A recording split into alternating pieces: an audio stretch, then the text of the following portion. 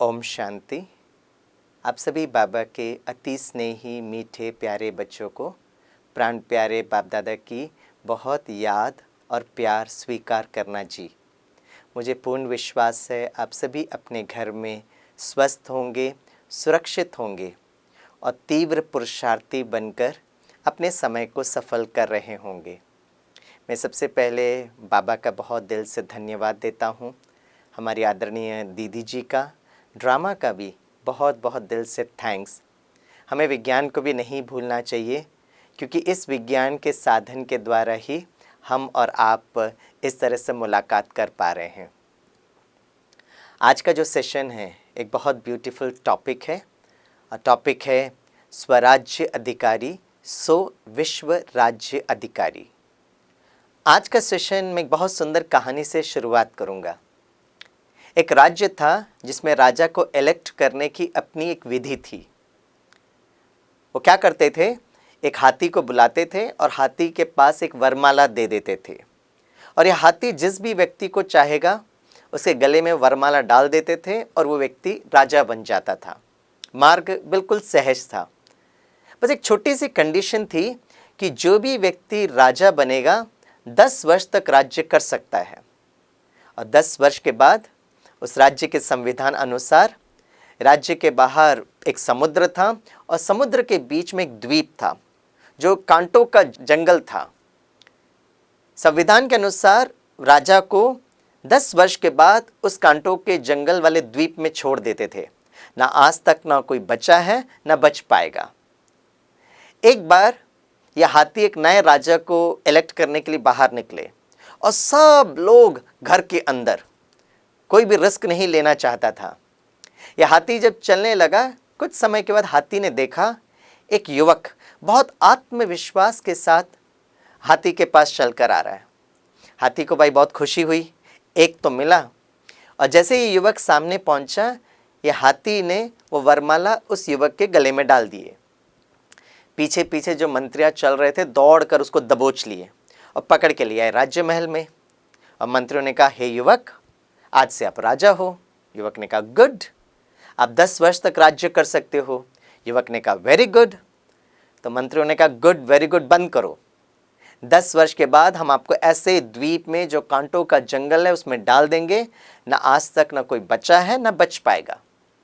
युवक ने कहा, 10 वर्ष तो मेरे पास है, मैं इस समय का अच्छी तरह से सदुपयोग करूंगा। और ये युवक इतना अच्छा राजा सिद्ध हुआ, प्रजा इतने खुश कि कुछ पूछो मत। धीरे धीरे समय का चक्र बढ़ता गया और एक ऐसा समय आ गया जब राजा को उस द्वीप में लेकर जाने का टाइम था। तो सारे प्रजा रोते रोते उनको राज्य के बाहर, वो जहाँ से वो समुद्र स्टार्ट होता है वहाँ तक पहुँचाए। एक बूढ़ा नाविक अपना नैया को लेकर आया और बहुत आदरपूर्वक राजन से कहा, राजन बैठेंगे? तो राजा ने कहा, क्यों नहीं बैठेंगे, ज़रूर बैठेंगे। राजा उस नैया में बैठा। तो नाविक ने कहा, राजन चलें? तो राजा ने कहा, चलो। और वो बूढ़ा नाविक अपने नैया को उस द्वीप की तरफ लेकर जाने लगा। कुछ समय के बाद उस बूढ़ा नाविक ने राजन से पूछा, राजन, मैं आपसे एक प्रश्न पूछूं? तो राजा ने कहा, पूछिए। तो नाविक ने कहा, हे राजन, मैंने अपने जीवन में कितने ना राजाओं को उस द्वीप पर लेकर गया, लेकिन जब भी मैं किसी राजा को लेकर जाता था वो राजा लोग चीखते थे, चिल्लाते थे, मुझे नहीं जाना, प्लीज़ मुझे बचाओ। पहली बार मैं एक ऐसा राजा को देख रहा हूँ जो इतने खुशी में, इतने आनंद में उस द्वीप में जा रहे हैं। हे राजन, इसका रहस्य क्या है? तो राजा ने मुस्कुराते हुए कहा, नाविक, आप खुद चलोगे तो आपको पता चल जाएगा। और जैसे ये नाव द्वीप पर पहुंची तो बूढ़ा नाविक अपने वृद्ध नेत्रों पर विश्वास नहीं कर पाया, और क्या देखा? वही द्वीप जो कांटों का जंगल था, वो बहुत सुंदर फूलों का बगीचा, वहाँ बहुत सुंदर राज्य महल और बहुत सुंदर राज्य था वहाँ पर। तो बूढ़ा नाविक ने कहा, राजन, मैं क्या देख रहा हूँ? तो राजा ने कहा, इतनी सिंपल सी तो बात है, जैसे ही मैं राजा बना, मुझे सारे अधिकार मिले, आई गॉट ऑल पावर्स, तो मैंने अपने गुप्तचर सैनिकों को बुलाया और एक लाइन का इंस्ट्रक्शन दिया। और मेरा एक लाइन का इंस्ट्रक्शन ये था कि 10 वर्ष के अंदर वो जो कांटों का जंगल था उसे परिवर्तन कर एक बहुत सुंदर राज्य, एक फूलों का बगीचा बनाना है। ये कहानी का जो सार जो है कि बाबा इस धरती पर आए हैं कांटों के जंगल को फूलों का बगीचा बनाने के लिए, और हम सब भी जो कांटे बन गए थे, धीरे धीरे बाबा जो है हम एक नई दुनिया, सतयुगी दुनिया के लिए खुशबूदार फूल जो है वो बना रहे हैं। अब इस बात पर विचार करना है कि कांटों के जंगल से हम फूलों के बगीचे कैसे बने। अगर देखा जाए तो हमारा मन, बुद्धि और संस्कार एक्चुअली कांटे जैसे बन गए थे। और जब हमें बाबा का ज्ञान मिलता है, हम बहुत स्नेह और प्यार से बाबा को याद करते हैं, तो बाबा हमारे मन, बुद्धि और संस्कार को ज्ञान से, गुणों से और शक्तियों के द्वारा फूलों का बगीचा बनाते हैं। अगर हम अपने बचपन के दिनों को याद करें, जब हम बाबा के बच्चे बने थे, वो शुरुआत की घड़ी, बहुत उमंग उत्साह तो था, लेकिन हमारे जो संस्कार जो थे वो कांटों जैसे थे। और धीरे धीरे जब हम बाबा का ज्ञान हमें मिला, हम मुरली सुनने लगे, तो धीरे धीरे हमारे संस्कारों में परिवर्तन आने लगा। लेकिन उस समय एक संघर्ष की स्थिति थी, पुराना संस्कार और धीरे धीरे हम नए दिव्य संस्कारों को जीवन में लेकर आ रहे थे। और ये जो संघर्ष की जो अवस्था है वो एक योद्धा जैसे है।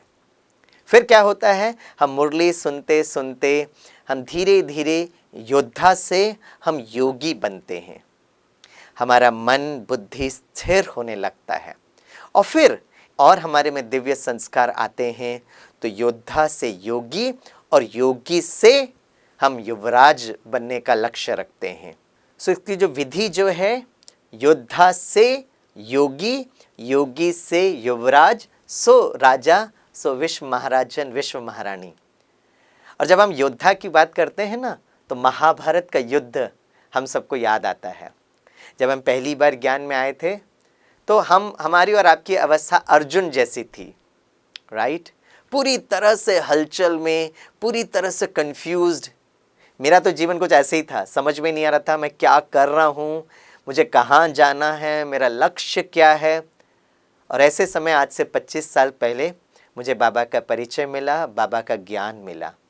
तो हमारी अवस्था अर्जुन जैसे, और फिर धीरे धीरे हम बाबा की मुरली सुनते हैं, ज्ञान को अर्जन करने वाला अर्जुन, और फिर हमारे में परिवर्तन आते आते हम क्या बनते हैं, युधिष्ठिर। जो युद्ध में स्थिर रहता है उसको युधिष्ठिर कहते हैं। भले जीवन में कितनी भी परिस्थितियां क्यों ना हो, लेकिन बाबा पर संपूर्ण निश्चय। इसे महाभारत के युद्ध में दिखाते हैं ना, कि जब अर्जुन का रथ उस युद्ध भूमि के बीच में जा रहा था, तो भीम ने युधिष्ठिर से पूछा, भ्राताश्री अर्जुन का रथ कहाँ जा रहा है? तो युधिष्ठिर ने भीम से कहा था, जिसका सारथी हो भगवान, उसका रथ कभी भटक नहीं सकता है। निश्चय बुद्धि की निशानी है युधिष्ठिर। और फिर हम ज्ञान और योग करते करते, है ना, हम अर्जुन से युधिष्ठिर और युधिष्ठिर से श्री कृष्ण। और श्री कृष्ण की अवस्था क्या होती है, हर पल, हर क्षण खुशी में, आनंद में, full of peace, full of love and full of happiness.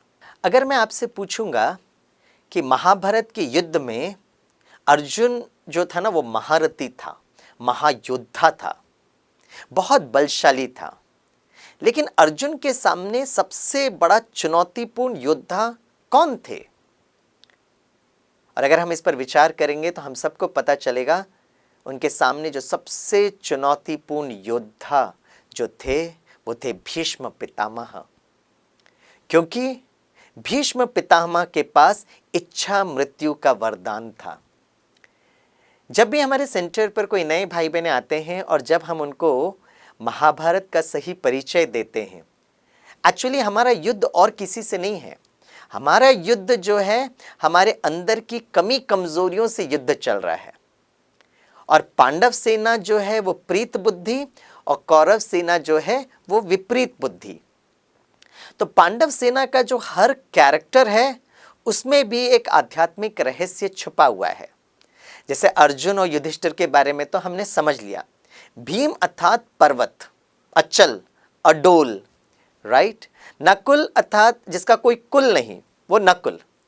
Sahdev जो भगवान के कार्य में सहयोग देता है, वो सहदेव बन जाता है। ये तो पांडव सेना की कहानी थी। कौरव सेना के बारे में भी हम बताते हैं। धृतराष्ट्र अर्थात जिसको कोई दृष्टि ना हो, आत्मा का ज्ञान नहीं हो, उसको धृतराष्ट्र कहते हैं। दुर्योधन जो धन का दुरुपयोग करेगा वो दुर्योधन बनता है। दुशासन जो शासन का दुरुपयोग करेगा वो दुशासन बनता है। ये सब तो हम सभी को समझाते हैं, लेकिन भीष्म पितामह कौन है? अक्सर बाबा मुरली में भीष्म को उन संत और महात्माओं के बारे में भी जिक्र करते हैं, लेकिन इस कहानी में फिर भीष्म पितामह कौन है जिससे हम आत्मा रूपी अर्जुन युद्ध कर रहे हैं? अगर थोड़ा सा विचार करेंगे तो हम पाएंगे कि भीष्म पितामह हमारे सबसे कड़े ते कड़ा संस्कार है जिस पर हमको विजय पाना है। इसे भीष्म पितामह को ना बहुत वृद्ध रूप में दिखाया गया है, और वो कड़े ते कड़े संस्कार है आत्मा के अंदर जो देह भान और देह अभिमान है, और इस पर विजय पाना बहुत जरूरत है। देह भान अर्थात राइट, जैसे ही छोटा बच्चा जन्म लेता है सभी लोग पूछते हैं लड़का या लड़की, ये देह भान। और देह अभिमान अर्थात जब हम धीरे धीरे बड़े होते हैं तो हमारा पोस्ट, हमारा पोजीशन, हमारा डेजिग्नेशन, हमारा क्वालिफिकेशन, मैं इतने वर्षों से ज्ञान में चल रहा हूँ, ये सब जो है देह अभिमान में आ जाता है। और इस पर हम कैसे विजय प्राप्त करें? अगर हम संस्कार परिवर्तन की साइकोलॉजी को समझें, जब भी कोई बाबा का बच्चा जब नए ज्ञान में आते हैं तो सबसे पहले जो संस्कार परिवर्तन होता है वो है भोजन में परिवर्तन। मुझे याद आता है जब हम स्कूल में पढ़ते थे 8वीं 9वीं 10वीं में, और जब एग्ज़ाम ख़त्म हो जाता था तो हम सारे दोस्त मिलकर ये प्लानिंग करते थे कि अभी एग्ज़ाम्स ख़त्म हो गया है तो एक काम करेंगे, एक फ़िल्म देखेंगे और उसके बाद होटल में जाकर भोजन करेंगे। लेकिन ये करने के लिए पैसे की तो ज़रूरत थी। तो मुझे याद आता है मैं मम्मा के पास जाता हूँ, कहता मम्मा अभी एग्ज़ाम्स पूरे हो गए, बड़े प्यार से कहता था। तो हमारे सारे स्टूडेंट्स ने ये प्लानिंग की है। और जैसे ही मैं कहता था तो मेरी मम्मा मुझे इतनी प्यार से दृष्टि देती थी और मुझे लगता था मैं उसी समय भस्म हो जाऊँगा। मैं कहता नहीं नहीं मम्मा, मैं फ़िल्म नहीं देखूँगा, मैं बाहर से भोजन नहीं करूँगा। राइट। सोचने की बात ये है कि ये जो फिल्म का संस्कार है, ये बाहर खाने का संस्कार जो है आत्मा के अंदर अभी अभी आया हुआ है। फिल्म शुरू होकर कितने साल हुए होंगे? शायद 100 वर्ष के आसपास हुआ होगा। वैसे पुराने ज़माने में ये होटल का सिस्टम था ही नहीं, बाहर से खाने का रिवाज था ही नहीं। पुराना ज़माने में तो ऐसा होता था कि अगर कोई व्यक्ति गांव से जा रहा है और अगर उसको भूख लग रहा है तो वो किसी के घर में भी जा सकता है, अतिथि देवो भव। लेकिन कुछ वर्षों से ये बाहर के खाने का रिवाज आ गया है, और वर्तमान समय पर हम देखेंगे तो बाबा की ये श्रीमत हम बाबा के बच्चों को कितनी सुरक्षा का कवच दिया है। लोगों को तो आज घर में बैठकर सुबह दोपहर शाम भोजन बनाना कितना बड़ा तकलीफ होता है, लेकिन हम बाबा के बच्चों के लिए कितना ईजी है। हम तो बड़े प्यार से भोजन बनाते हैं। लॉकडाउन के समय पर हम बाबा को भोग लगाकर बड़े प्यार से भोजन करते हैं। तो बाबा की हर श्रीमत हमारे सुरक्षा का कवच है। इसीलिए जब हम नए बाबा के बच्चे बनते हैं, क्योंकि आत्मा में बाहर खाने का भोजन का संस्कार नया था तो उसको छोड़ना भी नया हो जाता है, कोई बहुत बड़ी बात नहीं है। लेकिन हमारा जो युद्ध है वो है देह भान और देह अभिमान से। तो उसको काउंटर करने के लिए अस्त्र शस्त्र बाबा हमें हर दिन हमें समझाते हैं। देह भान का जो काउंटर अस्त्र शस्त्र है वो है मैं आत्मा हूं, और देह अभिमान का जो काउंटर अस्त्र शस्त्र है वो है आत्मा के स्वमान। मैं बाबा का बहुत प्यारा सा बच्चा हूँ, मैं स्वराज्य अधिकारी हूँ, मैं आत्मा मास्टर सर्वशक्तिवान हूँ। राइट। इसलिए उस युद्ध भूमि में दिखाया गया है कि जब अर्जुन और भीष्म पितामह के बीच में जब बाणों की वर्षा हो रही थी, तो जैसे ही भीष्म पितामह अपने तरफ से बाण को अर्जुन की तरफ छोड़ता है तो अर्जुन के सामने शिखंडी आ जाता है। और शिखंडी अर्थात ना तो हम स्त्रीलिंग हैं ना तो हम पुल्लिंग हैं, मैं हूं आत्मा ज्योतिर्लिंगम, राइट। ये बीच में दिखाया गया है। और फिर कहानी में दिखाते हैं कि अर्जुन जो है वो सारा युद्ध में बाणों की वर्षा करता है और कुछ समय के बाद जो भीष्म पितामह है वो बाणों की शैया में लेट जाते हैं। और युद्ध के पश्चात जैसे ही भीष्म पितामह लेट जाते हैं उसके बाद दुर्योधन दुशासन को समाप्त करने में, है ना, पांडव सेना को ज़्यादा वक्त नहीं लगता है। लेकिन जब युद्ध पूरा हो जाता है और जब पांडव सेना जब भीष्म पितामह के पास आते हैं तो भीष्म पितामह एक बहुत प्यारी सी बात कहते हैं। वो अर्जुन को बुलाकर कहते हैं, हे अर्जुन, तेरे को पता था कि नहीं मुझे नहीं मालूम है, लेकिन पूरे कौरव सेना को, इवन दुर्योधन को पता था कि भले कौरव सेना का सेनापति भीष्म पितामह है, राइट, लेकिन मन ही मन, दिल ही दिल भीष्म पितामह चाहते हैं कि हे अर्जुन तेरी ही विजय हो। इसका मतलब क्या है?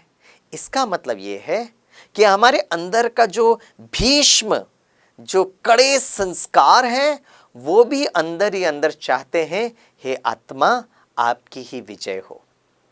इसीलिए हमें हमेशा अपने इस कड़े संस्कार से युद्ध नहीं करना है, क्योंकि अगर हमेशा हम युद्ध ही करते रहें तो हम तो हमेशा के लिए योद्धा बन जाएंगे, हम योगी कहाँ बने। और अगर योद्धा बनेंगे तो हम सतयुग में आने के बजाय पर हम त्रेता युग में आ जाएंगे। इसलिए क्या करना है?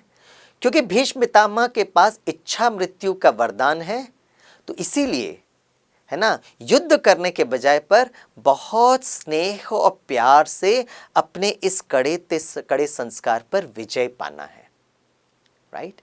इसे अपने पुरुषार्थ से निराश नहीं होना है, लेकिन धीरे धीरे बहुत स्नेह प्यार से एक लवफुल ट्रांजिशन होना चाहिए। वैसे अगर देखा जाए तो संस्कार परिवर्तन इतना धीरे धीरे होता है कि शायद कभी कभी हमें समझ में भी नहीं आता है, और हमारे नज़दीक वालों को तो शायद बिल्कुल ही समझ में नहीं आएगा। जैसे अगर आप बहुत समय के बाद अगर आप स्वामी भाई को देख रहे हैं तो आप मुझे देख कर कहेंगे, स्वामी भाई आप थोड़े मोटे हो गए, आप थोड़े पतले हो गए, आपके बाल थोड़े और झड़ गए हैं। लेकिन मेरे साथ जो नज़दीक जो भाई बहनें हैं उनको तो ये पता ही नहीं चलेगा। इसीलिए हमारे अंदर के जो संस्कार परिवर्तन शायद हमको पता नहीं चलता, लेकिन वो हो रहा है, हम सही दिशा पर चल रहे हैं। इसे बहुत खुशी से, उमंग उत्साह से चलते रहना चाहिए। मैं आपसे एक प्रश्न पूछता हूँ, अगर सभी भाई बहनों से अगर मैं यह प्रश्न पूछूंगा कि आप में से कितने भाई बहनें हैं जिनको बिल्कुल गुस्सा नहीं आता है, बिल्कुल क्रोध नहीं आता है, तो शायद आपको हाथ उठाने में थोड़ा हिचकिचाहट होगा।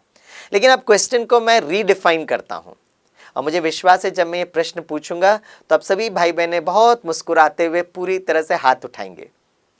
प्रश्न ये है कि आप में से कितने भाई बहनें हैं जिनको ज्ञान में आने के पहले बहुत गुस्सा आता था, लेकिन अब गुस्सा थोड़ा थोड़ा कम हो गया है? वो जरा हाथ उठाएं। देखिए सभी हाथ उठा रहे हैं, राइट। तो पहले हाथ क्यों नहीं उठाया? कुछ भाई बहनें कहेंगे, स्वामी भाई 16 कला संपूर्ण नहीं बने हैं, विश्व राज्य अधिकारी बनने के तक नहीं पहुंचे, लेकिन 15 कला तक पहुंच गए, बस थोड़ा सा बाकी है। यस, हमें थोड़ा सा भी संपूर्ण की तरफ लेकर जाना है। अब हमारा एक्शन प्लान क्या होना चाहिए? आत्मा के अंदर जो देहभान और देह अभिमान के संस्कार हैं वो पिछले 2500 वर्ष 63 जन्मों से आत्मा के अंदर हैं। इससे उसको निकालने में भी उतनी ही मेहनत लगेगी और उतना ही समय लगेगा। इसलिए हमें एक बात समझना है कि हमें अपने पुरुषार्थ से कभी निराश नहीं होना है, लेकिन धीरे धीरे प्रयास करते रहना है। और अगर ये कठिन लगता है तो बाबा हमें बहुत प्यार से एक बात कहते हैं, मीठे बच्चे, अगर ये 2500 वर्ष के देहभान और देह अभिमान के संस्कार परेशान कर रहे हैं तो उसके पहले का जो 2500 वर्ष का जो आदि और अनादि संस्कार है, सतयुग और त्रेता युग का जो ब्यूटीफुल प्योर पॉजिटिव संस्कार है, उसको बार बार स्मृति में लेकर आइए। उसको बार बार अगर हम इमर्ज करेंगे तो ऑटोमेटिकली ये पुराने संस्कार अपने आप मर्ज हो जाएंगे। और यही आदि अनादि जो संस्कार की स्मृति हमें स्वराज्य अधिकारी विश्व राज्य अधिकारी बनने में मदद करेगी। एक्शन प्लान ये होना चाहिए कि मन, बुद्धि और संस्कार हमें अपने मन को एक बहुत अच्छा दोस्त बनाना चाहिए। और मन को हम दोस्त वर्तमान समय में कैसे बनाएं? हम अपने मन को जितना रचनात्मक बना सकते हैं, कि जितना क्रिएटिव बना सकते हैं, जितना प्रोडक्टिव बना सकते हैं। मुझे याद आता है इस लॉकडाउन के समय पर मैंने एक समर्पित बहन जी को फ़ोन किया। मैं कहा, बहन जी आप कैसे हैं? सेंटर में सब ठीक चल रहा है? फिर मैंने बहन जी से पूछा कि आप अपना समय कैसे सफल कर रहे हैं? तो मुझे तो लगा कि वो समर्पित बहन जी कहेंगे कि मैं 6 घंटा योग कर रही हूँ, 8 घंटा योग कर रही हूँ। लेकिन मुझे बहुत आश्चर्य भी हुआ और मुझे बहुत अच्छा भी लगा जब उस बहन जी ने कहा, हाँ सुबह और शाम तो योग चल ही रहा है, ऑनलाइन क्लासेस भी चल रहा है, लेकिन स्वामी भाई मैं समय को सफल कर रही हूँ और कुछ नया चीज़ सीखते हुए। मैंने कहा, आप क्या चीज़ सीख रहे हो? तो बहन जी ने कहा कि मैं आजकल ना म्यूज़िक सीख रही हूँ, गीत कैसे गाते हैं वो मैं सीख रही हूँ। कितनी वंडरफुल बात है ये, समय को सफल करना। एक बार मैं ब्राह्मणों का क्लास करा रहा था तो मैंने सभी से पूछा कि आप में से कौन कौन है जो सतयुग में आना चाहते हैं? सभी ने हाथ उठाया। मैंने कहा, वेरी गुड, राइट, आप ज़रूर पुरुषार्थ करेंगे, आप सचमुच विश्व महाराजन विश्व महारानी बनेंगे। तो उसमें से एक बहन जी ने हाथ उठाया और कहा, स्वामी भाई हम तो ज़रूर विश्व महाराजन विश्व महारानी बनेंगे, लेकिन हमने आपके लिए भी एक पद सोच कर रखा है सतयुग के लिए, तो अगर आपको इतराज़ ना हो तो मैं वो पद बताऊं? मैंने कहा, ज़रूर बताइए कि सतयुग में स्वामी भाई का कौन सा पद होगा? तो बहन जी ने बड़े प्यार से मुस्कुराते हुए कहा, स्वामी भाई जब हम सतयुग में विश्व महाराजन विश्व महारानी बनेंगे ना, तो हमारे राजकुमार और राजकुमारी भी होंगे। उनके लिए एक अच्छा ट्यूशन टीचर ढूंढ रहे थे, तो आपको अगर आपको ऐतराज़ ना हो तो आप उनको ट्यूशन पढ़ा सकते हो। मुझे वो बात इतनी अच्छी लगी, इतनी अच्छी लगी, और उस दिन से मैं ये विचार करने लगा कि सतयुग की पढ़ाई कैसे होगी और सतयुग में क्या होगा, राइट? गीत संगीत होगा, डांस होगा, पेंटिंग होगा। और जब इस समर्पित बहन का मुझे संदेश मिला, मुझे लगा मुझे भी ये गीत संगीत सीखना चाहिए। तो थोड़ा सा समय, जब आप सारे गामा भी गुनगुनाने भी लगोगे तो ये सारे गामा जो 7 सुर हैं वो हमारे आत्मा के 7 गुण हैं।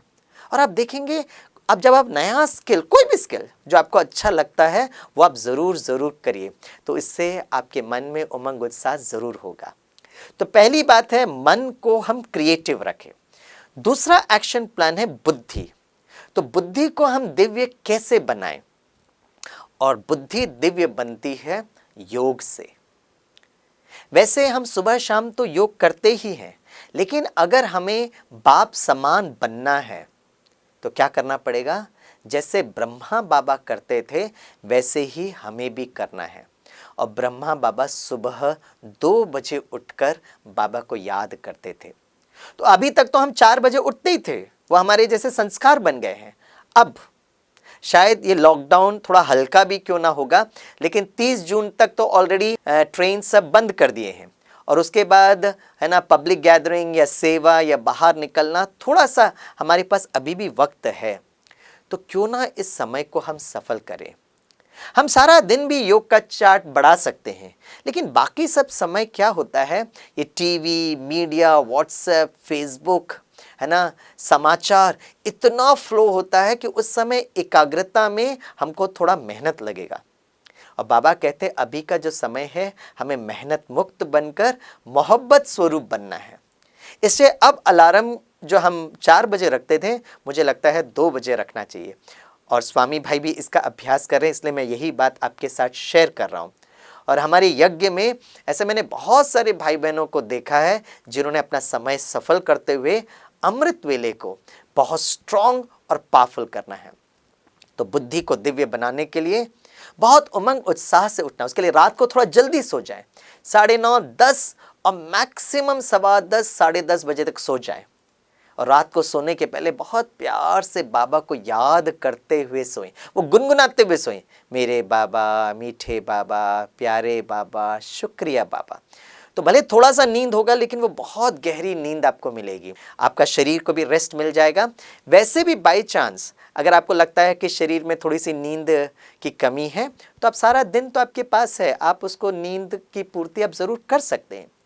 लेकिन अमृत वेला हम जागृत होकर बैठें, इसलिए अगर हो सके तो ब्रश कर लें, और अगर नहा धोकर अगर आप बैठ सकते हैं तो इतना वंडरफुल आप चार्ज हो जाएंगे। इसे बुद्धि को दिव्य बनाने के लिए अमृत वेला योग सुबह 2 बजे और 2:30 बजे से बैठकर शुरू करें। और जब हम 2:30 बजे से हम योग शुरू करते हैं तो पहले हम ओम की ध्वनि करें। जब हम ओम की ध्वनि करेंगे तो हमारे 14 वर्ष की जो भट्टी जो थी वो ओम की ध्वनि से हुई। शरीर भी स्वस्थ तंदुरुस्त रहेगा और मन बुद्धि का कनेक्शन भी बहुत अच्छा बैठेगा। तो मन को क्रिएटिव बनाएं, बुद्धि को दिव्य बनाएं। और तीसरा है संस्कार। हमने ये देखा कि जो संस्कार की बात है उसमें देह भान और देह अभिमान सबसे कड़े ते कड़ा संस्कार है, और उसका जो रिफ्लेक्शन पांचों विकारों पर हमें विजय पाना है। लेकिन बाबा कहते हैं इसमें जो 2 विकार हैं, पहला है काम, इसे बाबा कहते हैं काम महाशत्रु है, और दूसरा है क्रोध। इन दोनों पर हमें जरूर विजय पाना है। तो काम वासना पर विजय पाने के लिए जो स्वमान है, मैं आत्मा पवित्र स्वरूप, और क्रोध पर विजय पाने के लिए मैं आत्मा शांत स्वरूप, प्रेम स्वरूप और शक्ति स्वरूप। इनका हम स्वमान को हम बार बार इसका अभ्यास करें। वैसे आने वाले समय पर हमारा जो सबसे बड़ा जो सुरक्षा का कवच होगा वो होगा पवित्रता का बल। जब हम पवित्रता की बात लोगों तक कहते थे तो लोग हमारा हंसी मजाक करते थे, लेकिन अभी ये कोरोना वायरस, एक छोटा सा अदृश्य वायरस ने सोशल डिस्टेंसिंग का कंसेप्ट ले आए। अगर हम स्व इच्छा से बाबा की श्रीमत को अगर नहीं फॉलो कर रहे हैं तो देखो प्रकृति ने एक ऐसा सिस्टम हमारे सामने लेकर आए हैं। इससे आने वाले समय पर पवित्रता हमारा सबसे बड़ा कवच बनेगा। अभी मंदिर, मस्जिद, गुरुद्वारे और चर्च बंद है। ऐसे समय पर हम अपनी पवित्रता के बल को इतना बढ़ाएं, और जब मंदिर का दरवाजा खुलेगा तो बाबा हम बच्चों के द्वारा साक्षात्कार कराएंगे और शिव बाबा भी प्रत्यक्ष होंगे। मैं आपको एक छोटा सा अनुभव सुनाता हूँ पवित्रता के उस कवच के बारे में। मुझे याद आता है कुछ वर्ष पहले मैं मुंबई इंटरनेशनल एयरपोर्ट में मेरी फ़्लाइट उतरी, और उसके बाद मुझे एयरपोर्ट उतरते ही साथ मुझे बांद्रा टर्मिनस से एक ट्रेन पकड़नी थी, गुजरात की तरफ मुझे जाना था। तो फ़्लाइट थोड़ी डिले हो गई, लेकिन जैसे ही मैं मुंबई इंटरनेशनल एयरपोर्ट उतरा, और क्योंकि ट्रेन मुझे जल्दी पकड़नी थी तो मैं लगेज लेकर जैसे ही वो टैक्सी के काउंटर पर पहुंचा तो उन्होंने मुझे ये समाचार दिया कि आज टैक्सी जो है ना स्ट्राइक पर है। तो मैंने घड़ी देखा, मैंने कहा बाप रे मुझे ट्रेन पकड़नी है। लगेज लेकर जैसे ही मैं बाहर निकला, और मैं जैसे ही बाहर निकल के दौड़ रहा था तो अचानक मैंने देखा एक व्यक्ति सामने आ रहा है और मुझसे कहा कि आपको टैक्सी चाहिए? मैं कहा हाँ मुझे टैक्सी चाहिए, लेकिन मैंने तो वहाँ सुना है कि टैक्सी सब स्ट्राइक पर है। बोला नहीं हमारी प्राइवेट टैक्सी, आपको कहाँ जाना है? तो मैं जल्दी में मैंने कहा मेरी ट्रेन छूट जाएगी, मुझे बांद्रा टर्मिनस जाना है। उसने कहा ठीक है करके मेरा एक बड़ा सा लगेज ले लिया। मेरे हाथ में लैपटॉप था, एक छोटा सा बैग था, मैं उसके पीछे भागने लगा। और इस भाई ने क्या किया, वो मुंबई इंटरनेशनल एयरपोर्ट के एकदम जो नीचे बेसमेंट जो है ना पार्किंग लॉट है वहाँ पर लेकर गए। रात का टाइम था, करीब 12, साढ़े 12, 1 बजे का टाइम था। और जैसे ही मैं वहाँ पहुँचा तो पूरा पार्किंग लॉट में इतनी सारी गाड़ियाँ और सुनसान सन्नाटा जैसे था। और ये भाई आगे भाग रहे हैं, उसके पीछे मैं भी भाग रहा हूँ। और फिर अचानक मैंने देखा गाड़ी थी, उसने गाड़ी का डिक्की खोला और पूरा लगेज उसमें डाल दिया और डिक्की बंद कर दिया और मुझे कहा बैठो, और दरवाज़ा खोला और मैं बैठा। तो मैंने देखा कि वो ऑलरेडी एक भाई ड्राइवर वहाँ बैठा था और ये भाई बाहर खड़ा है। और अचानक मैंने देखा 2-3 लोग फिर गाड़ी के सामने आ गए। अब ये ड्राइवर ने मुझे पूछा कि आपको कहाँ जाना है? मैंने कहा मुझे बांद्रा टर्मिनस जाना है। बोला 1000 रुपये आएगा होगा। मैं कहा नहीं ये तो नज़दीक है, और वैसे भी मीटर से हम चलेंगे ना तो हम देखते हैं कितना पैसा होगा। बोला नहीं आज टैक्सी का स्ट्राइक है इसलिए 1000 रुपये पूरा होगा। मैं कहा चलो छोड़ो। मैंने कहा चलिए। बोला नहीं पहले 1000 रुपये आप दीजिए फिर ही हम स्टार्ट करेंगे। मैं कहा अक्सर टैक्सी फेयर तो हम गंतव्य पहुँचने के बाद देते हैं। बोला नहीं आप जब तक 1000 रुपये नहीं दोगे हम यहाँ से नहीं जाएंगे। मुझे इतनी जल्दी थी, मैंने अपना जेब निकाला और उस समय ये 2000 की नई नोट आई थी। तो मैंने वो देखा और उसको दिया, और जैसे ही उसने वो नोट लिया इमीडिएटली मुझे कहता है ये तो 100 रुपये का नोट है। मैं कहा नहीं मैंने देख कर दिया, आपको 2000 रुपये नोट दिया है। बोला नहीं ये 100 रुपये का नोट है। मैं कहा नहीं आप थोड़ा सा ध्यान से देखिए ना। तो अब वो गुस्से में आने लगा, अरे आप कैसे कह सकते हो, आपको क्या लगता है हम आपको ज़बरदस्ती कर रहे हैं क्या? और इतना ज़ोर से बोलने लगा। अचानक वो 2-3 भाई लोग भी क्या हुआ। अब मुझे समझ में आ गया कि मैं फंस गया हूँ, है ना। और मेरी सुरक्षा के लिए उस समय मुझे बाबा याद आए और मैंने बहुत प्यार से बाबा को याद करते हुए कुछ नहीं बोला, शांत, और उसको दृष्टि देने लगा। और जैसे ही मैं बाबा की याद में उनको दृष्टि देने लगा, अचानक मैंने देखा वो भाई कह रहा है, इसको बाहर से, इसको निकालो, इसको निकालो, मैं जल रहा हूं, मैं जल रहा हूं। तो बाहर वाले भाई ने दरवाजा खोला, क्या हुआ, इसको यहां से निकालो, इसको यहां से निकालो, मुझे जलन हो रही है, मैं जल रहा हूं। अब वो सबको समझ भी नहीं आया, पता नहीं ये हो क्या, और ये ड्राइवर बार बार कह रहा है, इसको निकालो, इसको निकालो। तो मैंने कहा मैं बाहर ज़रूर जाऊंगा, लेकिन मुझे आप 2000 रुपये का नोट दीजिए। और उसने फटाक से जेब से मुझे अपना 2000 रुपये का नोट दिया। और फिर जाते जाते वो बाहर वाले भाई से कहा, इसको टैक्सी में बिठाना, टैक्सी में बिठा कर ही इसको छोड़ना। और फिर बाहर जो भाई था उसने मुझे दूसरे टैक्सी में बिठाई और मुझे रवाना किया। उस दिन मुझे समझ में आए कि बाबा की श्रीमत अनुसार जब हम पवित्रता अपने में बढ़ाते हैं तो कैसे हमारी रक्षा और सुरक्षा करता है। और जैसे जैसे हम पवित्र बनते जाएंगे, हम देखेंगे कि हमारा क्रोध भी ऑटोमेटिकली कम होता जा रहा है। इसका मतलब ये है, आप सभी भाई बहनों का क्रोध कम हो रहा है, पहले बताया ना, मतलब आपके अंदर पवित्रता का बल धीरे धीरे बढ़ रहा है। अभी तक हमने 15 कला जो है हम शांत स्वरूप हो गए। एक लास्ट एक कला है, उसको भी हमें विधि पूर्वक हमें उस पर विजय पाना है। जैसे युद्ध भूमि में जब कोई योद्धा जाता है ना, तो क्या करता है, पहले से अपना अस्त्र शस्त्र तैयार करता है। ऐसे नहीं युद्ध भूमि में उतरने के बाद वो अपना अस्त्र शस्त्र ढूंढता है, ऐसा नहीं होता है, करेक्ट। उसी तरह अगर हमें व्यर्थ संकल्प, है ना, इस प्रकार के नेगेटिव थॉट्स पर विजय पाना है संपूर्ण पवित्रता के लिए, तो यहाँ बैठकर देखना है कि मुझे कब और कहाँ पर ये व्यर्थ संकल्प शुरू होता है। तो जब हम योग में बैठेंगे तो उसका जो काउंटर अस्त्र शस्त्र है, मैं आत्मा पवित्र स्वरूप और बाबा को बीच में लेकर आओ। मेरे बाबा, मीठे बाबा, प्यारे बाबा, शुक्रिया बाबा, राइट। ये पहले से ही प्रोग्राम करो, है ना। क्लॉक में आप अलार्म रखते हैं या रिमाइंडर सेट करते हैं या ट्रैफिक कंट्रोल का गीत समय पर बजता है, उसी तरह से जैसे ही व्यर्थ संकल्प स्टार्ट हुआ, आत्मा ने इमीडिएटली वो अस्त्र शस्त्र को बाहर लेकर आना चाहिए। मेरे बाबा, मीठे बाबा, प्यारे बाबा, शुक्रिया बाबा, राइट। दूसरी बात, तो इस तरह से हम अपने व्यर्थ और विकारी संकल्पों पर विजय प्राप्त कर सकते हैं। दूसरी बात, क्रोध पर कैसे विजय प्राप्त करें। तो क्रोध तो मोरलेस स्थूल जगह से होता है या स्थूल लोगों से होता है या परिस्थिति से होता है। तो हम जब योग में बैठें तो हम देखें कि कौन सी परिस्थिति में किन लोगों के सामने आते हुए मुझे क्रोध आता है। व्यर्थ संकल्प तो थोड़ा सूक्ष्म है, इसलिए उनका सूक्ष्म अस्त्र शस्त्र, लेकिन क्रोध थोड़ा स्थूल है।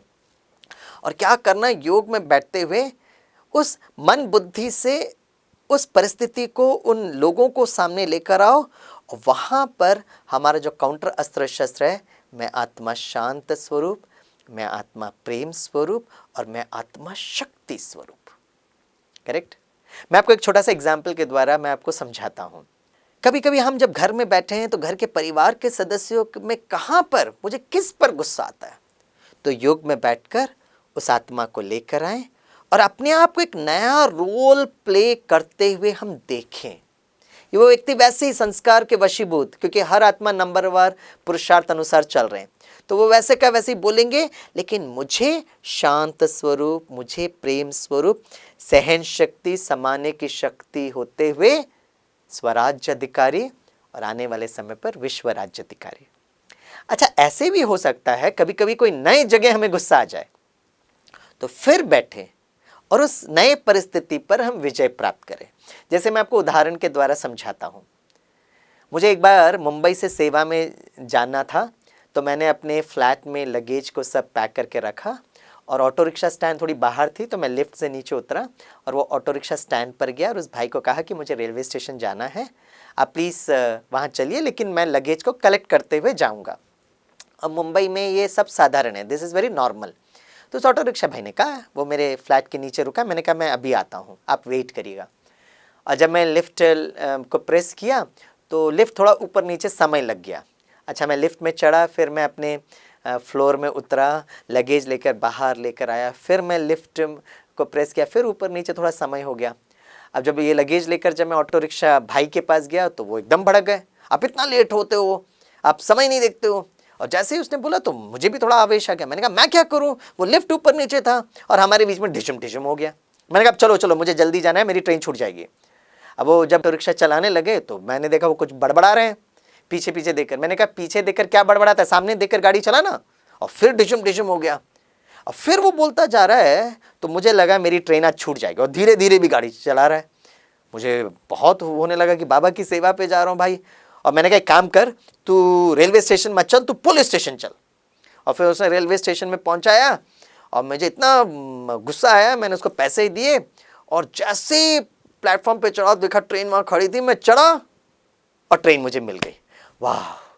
मैं अपने सीट में बैठा, बाबा को बहुत प्यार से थैंक यू कहा। मैंने कहा वो ऑटो रिक्शा भाई ने सारा मूड आउट कर दिया, चलो मैं मुरली लेकर पढ़ता हूँ। और जैसे ही मुरली उठाया तो परम धाम में बैठे शिव बाबा बड़े प्यार से कहते, मीठे बच्चे, प्यारे बच्चे, स्वराज अधिकारी बनना है, इससे बिल्कुल गुस्सा नहीं करना है। मैंने कहा ओह माय गॉड! और मुझे ना बाबा पर ही गुस्सा आया, क्या परम धाम में बैठ के डायलॉग बोलते रहते हो, नीचे आओ तब आपको समझ में आएगा। लेकिन थोड़ी देर के बाद मैं धीरे धीरे जब शांत हुआ ना तो बाबा के प्रति बड़ा स्नेह, बड़ा प्यार आया। मैंने कहा देखो, मैंने अपने पर से विचार किया, इतने दूर परमधाम से बाबा किसके लिए आया है? स्वामी भाई के लिए आया ना। हर दिन बाबा मीठे बच्चे बोलकर किसको पढ़ा रहा है? स्वामी भाई को पढ़ा रहा ना। तो किसका संस्कार परिवर्तन होना चाहिए? नेचुरली स्वामी भाई का संस्कार परिवर्तन होना चाहिए ना। फिर मैंने सोचा राइट, अगर मेरा पिता, मेरा शिक्षक, मेरा सदगुरु इतना वंडरफुल है, इतना ब्यूटीफुल है, तो मेरा संस्कार भी ऐसा सुंदर होना चाहिए ना। फिर मैंने अपने वो है ना ड्रामा को रिवाइंड किया कि जब मैं वो ऑटो रिक्शा ड्राइवर के पास आया और जब उसने कहा आप इतने लेट हो गए हो, तो लेट तो हुआ था ना। तो मैं क्या करूं, वो लिफ्ट ऐसा हो गया था बोलने के बजाय, पर मैं एक अच्छा डायलॉग भी बोल सकता था ना। I am so sorry, please मुझे माफ़ कर दो। बड़े प्यार से बोल, वही डायलॉग प्यार से बोल सकता था, भैया वो ना लिफ्ट थोड़ा लेट हो गया है, प्लीज़ आई एम सॉरी, अब चलिए। ये डायलॉग मैंने क्यों नहीं बोला? मैं तो वो एग्ज़ाम में फेल हो गया ना, तो मैं स्वराज्य अधिकारी कैसे बना? विश्व राज्य अधिकारी तो बहुत दूर की बात है। अब मैं वो है ना ट्रेन में बैठकर मन बुद्धि में चित्र बनाया कि अगली बार अगर कोई ऑटो रिक्शा ड्राइवर ऐसे मुझे बोलता है तो मैं आत्मा शांत स्वरूप, मैं आत्मा प्रेम स्वरूप, और मैं सहन करते हुए बड़े प्यार से वो डायलॉग बोलूं, मधुर भाषी मैं बनूं। अच्छा, फिर एक हफ्ते के बाद मैं वापस मुंबई आया। फिर मुझे कुछ दिनों के बाद जाने का चांस मिला। तो उस दिन मैंने कहा बाबा आज मैं स्वराज्य अधिकारी बनकर दिखाऊंगा। और मैं बैठकर योग किया, मैं आत्मा शांत स्वरूप, मैं आत्मा प्रेम स्वरूप, मैं आत्मा शक्ति स्वरूप। फिर लिफ्ट से नीचे उतरा और उस ऑटो रिक्शा स्टैंड में गया तो एक नया भाई था। मैंने उसको बहुत प्यार से दृष्टि दी। मैंने कहा भैया मुझे ना वो लगेज लेकर रेलवे स्टेशन चलना, आप चलेंगे? हाँ हाँ चलो। वो नीचे उतरा, मैंने कहा मैं भी आता हूँ। और जैसे ही मैंने लिफ्ट में बटन दबाई, अचानक लिफ्ट आ गया। मैंने कहा वाह, योग तो काम कर रहा है। मैं अपने फ्लोर पर पहुंचा, लगेज सब बाहर निकला और फिर से मैंने वो लिफ्ट का बटन दबाया तो फट करके लिफ्ट आ गई। मैंने कहा टाइम देखा, मैंने कहा सिर्फ 2 मिनट हुआ है। मैंने कहा अब मैं ऐसी अवस्था में जाऊंगा तो उसको तो गुस्सा नहीं आएगा, मुझे कैसे समझ में आएगा कि मैं स्वराज अधिकारी बना हूँ? तो पता मैंने क्या किया, फिर से अपना दरवाज़ा खोला, सारा लगेज अंदर रखा। मैंने कहा थोड़ा लेट होकर जाते हैं, जब वो भाई गुस्सा करेगा ना तो मैं आत्मा शांत स्वरूप, मैं आत्मा प्रेम स्वरूप और मैं आत्मा शक्ति स्वरूप, मेरा अस्त्र शस्त्र काम कर रहा है कि नहीं मैं देखूं तो सही, राइट। और मैं वहाँ बैठकर बार बार योग करने लगा। फिर टाइम देखा तो 5 मिनट। मैंने कहा चलें? मैं कहा नहीं, थोड़ा और लेट करते हैं। 8 मिनट, 10 मिनट, 12 मिनट। मैंने कहा अब चलते हैं। और 12 मिनट के बाद मैंने लिफ्ट से नीचे जैसे उतरा, मुझे लगा वो भाई चला गया होगा, लेकिन देखा वो ऑटो रिक्शा भाई भी था, वहाँ मेरा इंतज़ार कर रहा था। मैं लगेज लेकर धीरे से गया, बड़े प्यार से दृष्टि देते हुए। मैंने कहा अभी ये भड़केगा लेकिन मुझे स्वराज्य अधिकारी बनना है, मुझे बिल्कुल गुस्सा नहीं करना है। और जैसे ही लगेज लेकर सामने गया और मैंने उसको देखा तो बड़े प्यार से देख रहा वो भी, आइए आइए बैठिए बैठिए। मैं कह रही ये भड़कता क्यों नहीं है?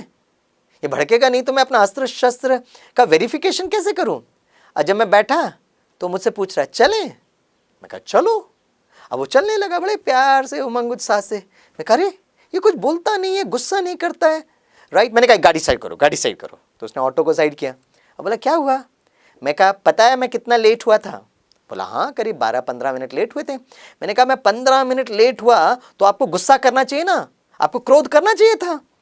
तो ऑटो रिक्शा भाई मुझे पता है क्या कहता है, 15 मिनट लेट हो, आधा घंटा लेट हो, मुझे क्या करना है, मीटर तो आपका ही चल रहा है और भाड़ा तो आपको ही देना है। मीटर तो आपका ही चल रहा है, भाड़ा तो आपको ही देना है।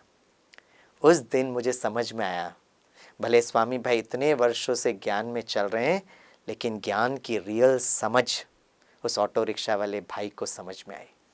मीटर अर्थात समय, भाड़ा, पालना का रिटर्न तो हमको ही देना है। और उस दिन और आज दिन तक मुझे इस परिस्थिति में गुस्सा नहीं आया। तो एक नए जगह अगर हमें गुस्सा आता है तो वो हम योग में बैठकर, है ना, अप्लाइड मेडिटेशन कहाँ करें, इसका हमें ज़रूर अभ्यास करना चाहिए। तो आप सभी भाई बहनों से मिलकर मुझे बहुत अच्छा लगा। तो हम एक काम करते हैं, हम आपको, है ना, मेडिटेशन की इस यात्रा पर लेकर जाते हैं। और मुझे बहुत अच्छा लगता है ये बताते हुए कि वर्तमान समय पर मैं कन्नूर में हूँ, केरला में, गॉड्स ओन कंट्री, और प्रकृति के बहुत सानिध्य में मैं हूँ। तो मैं आज आपको थोड़ा सागर तट पर लेकर जाते हुए, कुछ अच्छे दृश्यों को दिखाते हुए, बाबा ज्ञान का सागर, प्रेम का सागर, राइट, शक्तियों का सागर के नज़दीक हम जाते हुए आज हम इस योग ज़रूर करेंगे। एक बार फिर मैं बाबा का, ड्रामा का, हमारे आदरणीय दीदी जी का और आप सभी का बहुत तहे दिल से मैं धन्यवाद देता हूँ। Thank you. ओम शांति। अभी हम 2 मिनट योग करते हैं। मैं इस विशाल सागर को देख रहा हूँ। भल सागर में कितनी भी लहरें क्यों ना हो, लेकिन सागर की गहराई में असीम शांति है। उसी तरह मेरे मन के संकल्पों की गति धीरे धीरे कम होती जा रही है। मैं प्रकृति के सानिध्य में एकदम रिलैक्स्ड और हल्का फील कर रहा हूँ। मैं भ्रुकुटी के बीच एक छोटा सा बिंदी, मैं एक ज्योति, प्रकाश स्वरूप, पॉइंट ऑफ लाइट, एक चैतन्य ऊर्जा। मेरा ये शरीर एक पवित्र मंदिर की तरह, और मैं आत्मा भ्रुकुटी के बीच में एक चैतन्य ऊर्जा हूँ। मेरा शरीर एक सिंहासन की तरह, और मैं आत्मा अपने तख्त पर राजा, स्वराज्य अधिकारी। मैं आत्मा शांत स्वरूप, मैं आत्मा प्रेम स्वरूप, मैं आत्मा मास्टर सर्वशक्तिवान, मैं आत्मा स्वराज्य अधिकारी। मैं आत्मा अपने सर्व कर्मेंद्रियों पर पूरा कंट्रोल कर पा रहा हूँ। मेरा मन मेरे बहुत अच्छा दोस्त बन गया है। मेरी बुद्धि दिव्य बन गई है, और मेरे अपने संस्कार श्रेष्ठ बन गए हैं। मुझे 16 कला संपूर्ण और संपन्न बनना है। मैं यहाँ बैठकर देखता हूँ कि मुझे कब और कहाँ पर व्यर्थ संकल्प और विकल्प चलते हैं। मुझे कब और किस पर क्रोध आता है। मैं अपने आप को उस परिस्थिति में देखता हूँ। मैं उस परिस्थिति में अपने आदि अनादि शांत पवित्र संस्कारों को स्मृति में लेकर आता हूँ, और अपने आप को एक नया रोल प्ले करते हुए देखता हूँ। जब व्यर्थ संकल्प चले तो मैं आत्मा पवित्र स्वरूप, मेरा आदि अनादि संस्कार पवित्रता, मेरे बाबा पवित्रता के सूर्य हैं। मेरे बाबा, मीठे बाबा, प्यारे बाबा, शुक्रिया बाबा। अपने आप को उस कमजोरी पर विजय प्राप्त करते हुए मैं देख रहा हूँ।